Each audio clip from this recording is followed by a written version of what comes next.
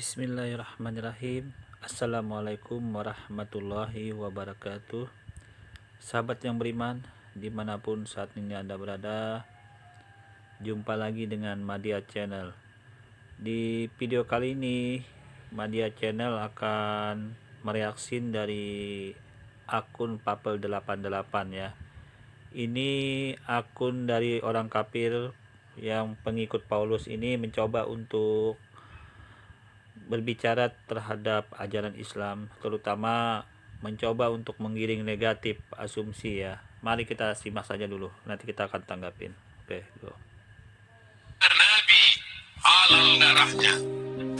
Anjay. darahnya. La yahillu damu muslim illa bi ihda salas. Tidak halal darah orang kecuali melakukan tiga. Nafsu bin nafsi, pembunuh halal darahnya. Hukum pancung, wasayyibu zani berzina halal darahnya. Dilempar batu sampai mati. Coba. Pertama tadi apa?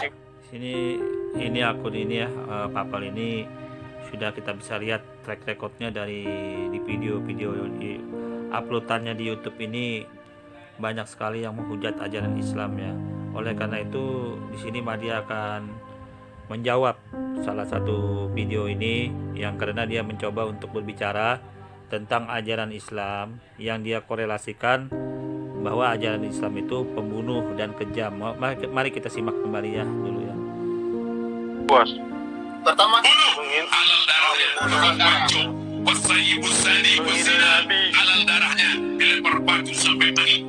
Watari kuridini, orang yang murtad mengejek-ejek Nabi masuk dalam kategori murtad. waduh, yang murtad. Ya, yang murtad pun halal darahnya. Ngeri kali ya. Kalau kulihat ngeri kali aja.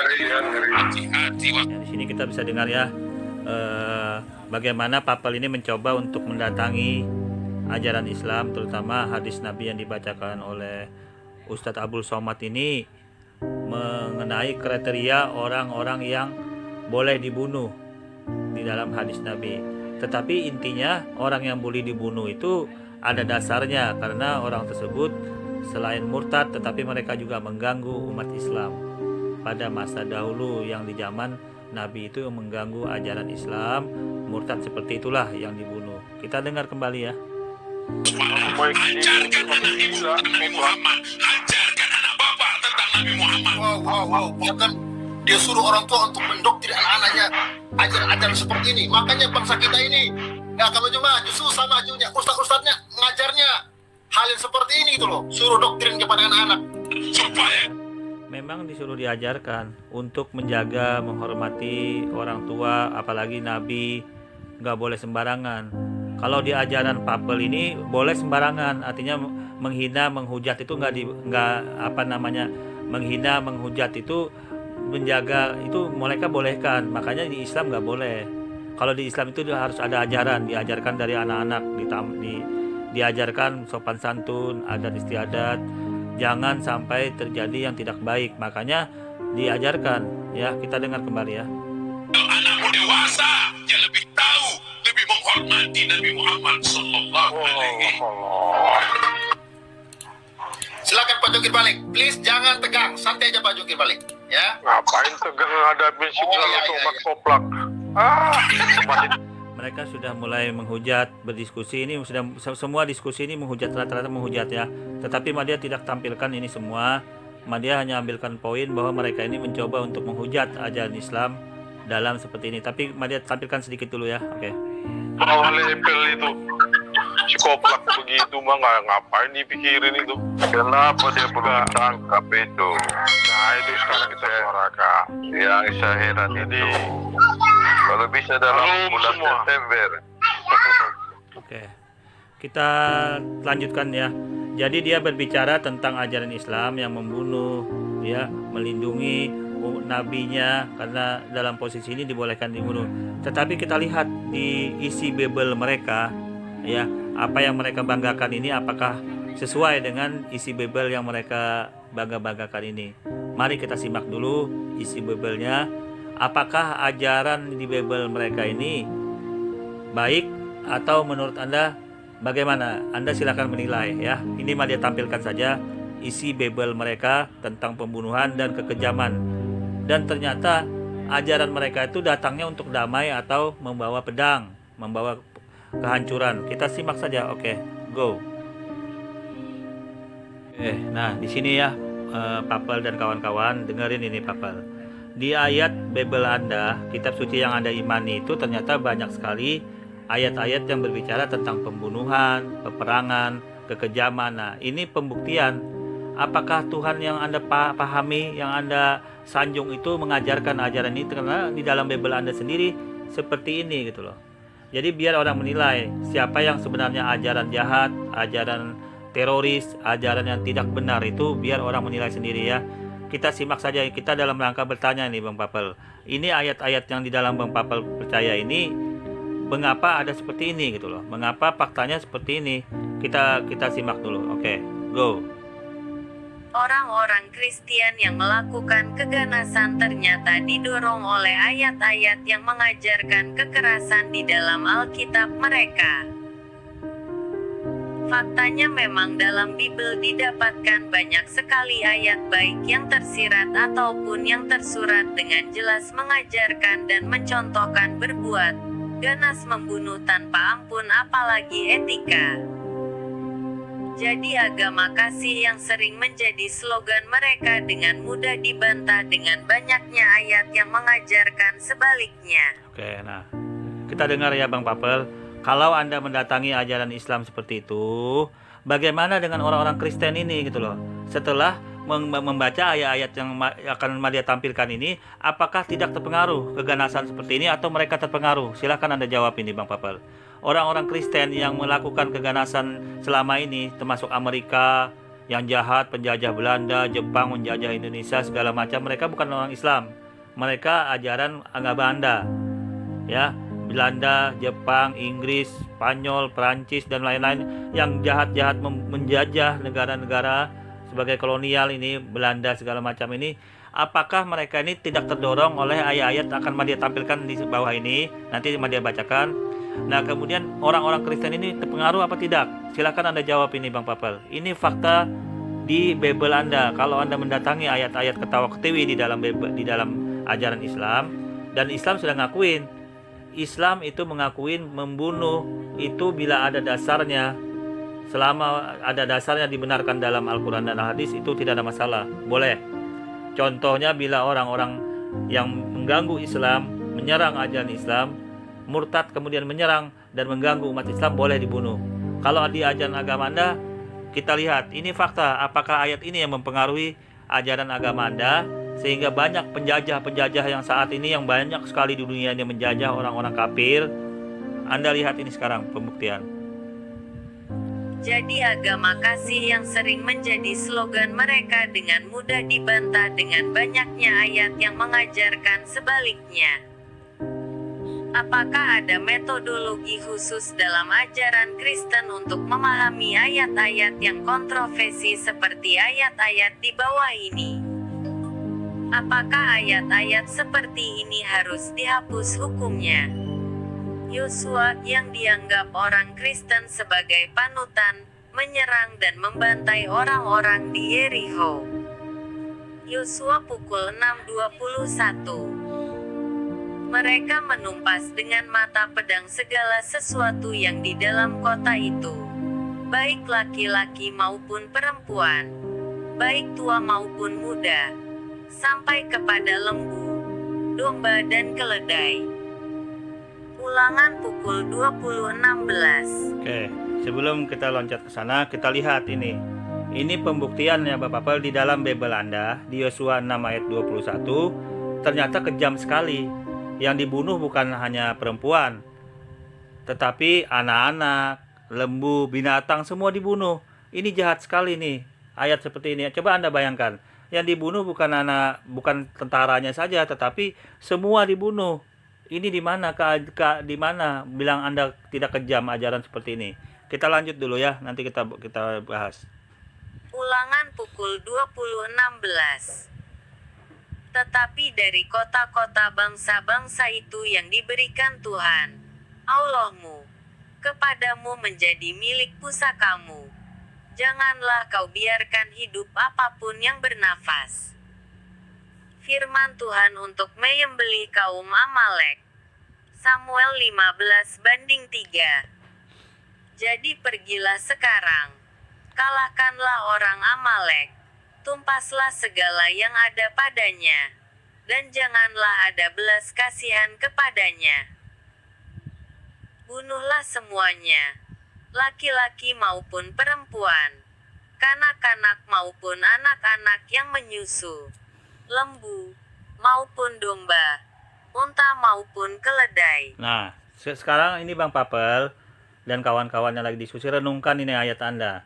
Anda ketawa ketui, menghujat ajaran Islam, menghina dan menuduh ajaran Islam kejam, teroris. Nah, Anda lihat sendiri Bibelnya. Jangan ibaratnya gajah di ujung gajah di pelupuk mata tidak kelihatan, semut di ujung lautan itu kelihatan. Nah, ini Anda bisa lihat ini. Kita lanjut kembali ya.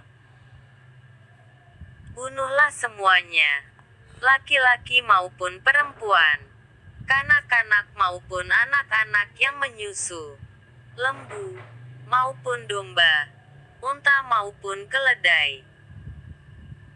Di dalam Perjanjian Baru, Yesus yang didakwa oleh orang Kristen sebagai Tuhan dan mengajarkan ajaran kasih sayang, ternyata berkata seperti berikut. Matius pukul 10.34. Jangan kamu menyangka bahwa aku datang untuk membawa damai di atas bumi. Aku datang bukan untuk membawa damai, melainkan pedang. Tuh, bayangkan. Anda bayangkan ini perkataan Matius 10 ayat 34. Ternyata Yesus, Tuhan Anda ini ternyata datang itu bukan untuk damai Bang Papel, tetapi pedang. Itu Anda renungkan. Jangan Anda posisi seperti itu menghujat Islam ya. Kita dengar kembali. Jangan kamu menyangka bahwa aku datang untuk membawa damai di atas bumi. Aku datang bukan untuk membawa damai, melainkan pedang. Lukas pukul 12.51. Baca juga 20 pertanyaan dan fakta konkret bahwa Yesus bukan Tuhan. Kamu menyangka bahwa aku datang untuk membawa damai di atas bumi. Bukan. Kataku kepadamu, bukan damai, melainkan pertentangan. Lukas pukul 12.49 dan 51. Aku datang untuk melemparkan api ke bumi dan betapakah aku harapkan api itu telah menyala. Kamu menyangka bahwa aku datang untuk membawa damai di atas bumi. Bukan. Kataku kepadamu, bukan damai, melainkan pertentangan. Lukas pukul 19.27. Akan tetapi semua seteruku ini, yang tidak suka aku menjadi rajanya, bawalah mereka kemari dan bunuhlah mereka di depan mataku.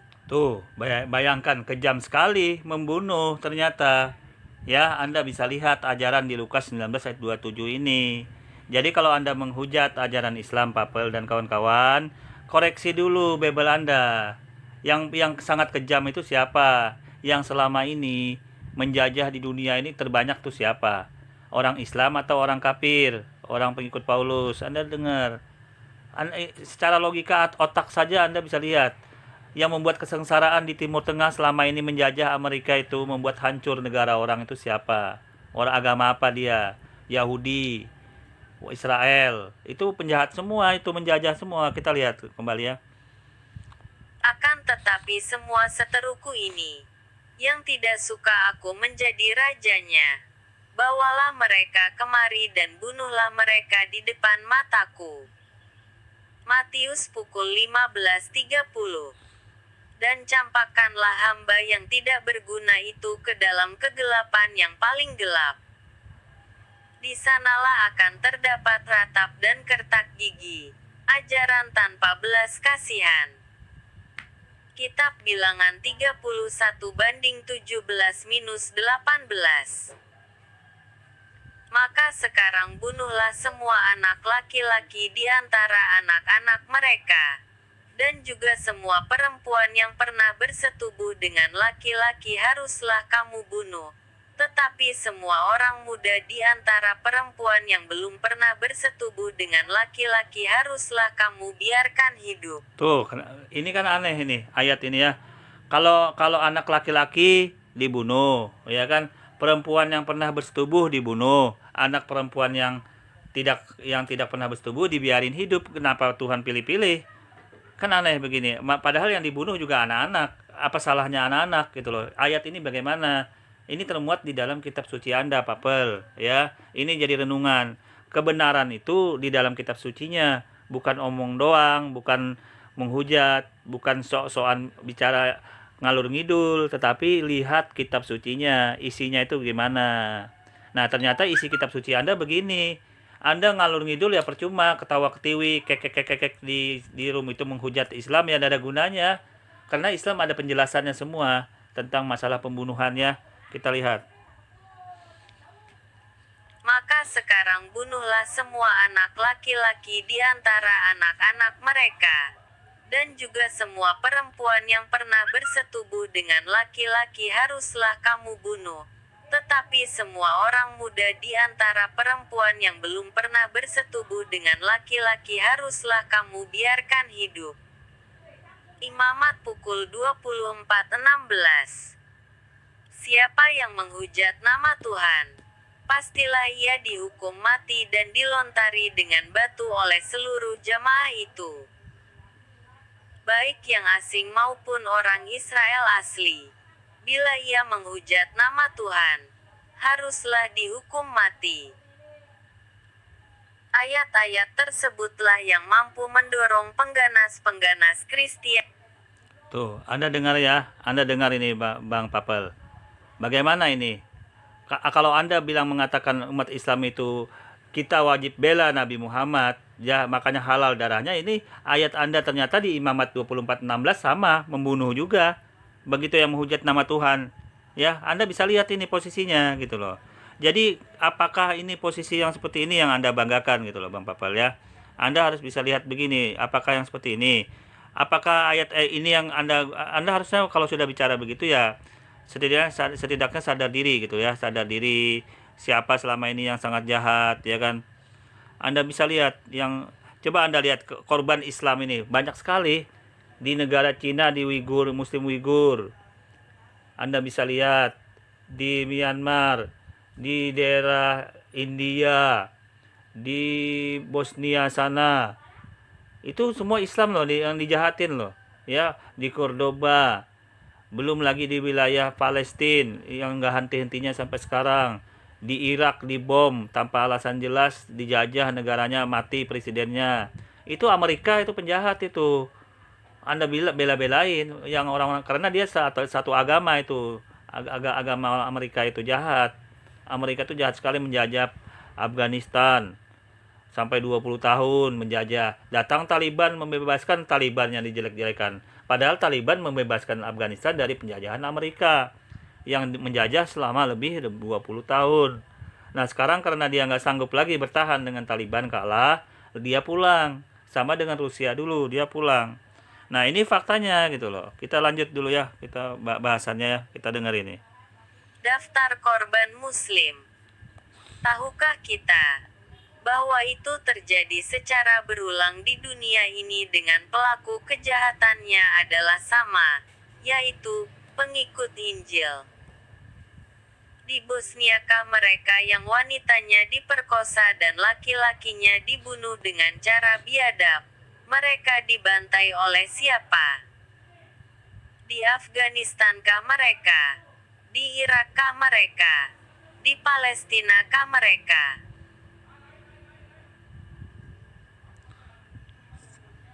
Sejak zaman bahela para penjajah yang menjarah dan membunuh para pejuang kemerdekaan juga. Pengikut Injil model baru kita ingat pada saat sekolah dulu dapat pelajaran bahwa penjajah membawa misi 3G, yaitu gold, glory, gospel. Mereka suka menjarah, suka membantai, dan terakhir menyiarkan agamanya. kita bisa mengambil kesimpulan, pengikut Injil baru lah pelaku kerusakan sejak zaman dulu. Ingatkan kita selama 360 tahun dijarah, dirampas, diperkosa, dibantai oleh Belanda. Pengikut Al-Qurankah mereka atau pengikut Injil? Mereka sejak dulu melakukan kerusakan, mungkin terinspirasi ayat-ayat Injil di atas. Begitu jahatkah Tuhan mereka? Sehingga perempuan, anak-anak, bahkan anak yang masih menyusui, lembu, domba bahkan keledai yang tidak bersalah juga harus dibantai.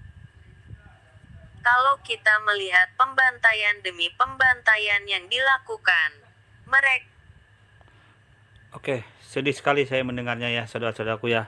Ini fakta yang nggak bisa dibantah, Bang Papel. Yang melakukan kekejaman teroris yang sejati di dunia ini siapa? Anda terkesima dengan bom-bom. Ternyata jutaan manusia dibom oleh Amerika, itu Anda diem aja. Di Belanda, Anda lihat di Irak, ya, di Kuwait, di Suriah, di Afghanistan, itu jutaan orang yang dibom, bukan hanya Amerika tapi sekutu-sekutunya, jahat sekali. Belum lagi perjuangan yang tadi dibacakan, Belanda menjajah negara-negara termasuk Indonesia, jahat sekali. Ya, belum lagi ya, kalau Anda korelasikan hal-hal yang perbuatan individu-individu yang juga bukan mewakili ajaran Islam, ngebom itu, karena di dalam Islam jihad, berjuang di jalan Allah itu ada jalannya. Itu harus menunggu informasi, menunggu komando dari pemimpin, termasuk dalam hal ini pemimpin dalam Islam seperti kiai, ulamanya atau presidennya atau pemimpinnya, itu ada komando, bukan masing-masing ngebom. Jadi kalau masing-masing ngebom itu perbuatan bukan mewakili ajaran Islam, karena itu sudah sesat, teroris seperti itu ya. Oke, jadi kita sudah bisa lihat ya, mana di dalam kitab suci yang menunjukkan ajaran teroris yang sebenarnya. Ya, Anda bisa lihat kalau dalam Islam ada jawabannya. Ada alasannya kalau melakukan perbuatan yang membunuh itu. Oke, kurang lebihnya mohon maaf. Wassalamualaikum warahmatullahi wabarakatuh.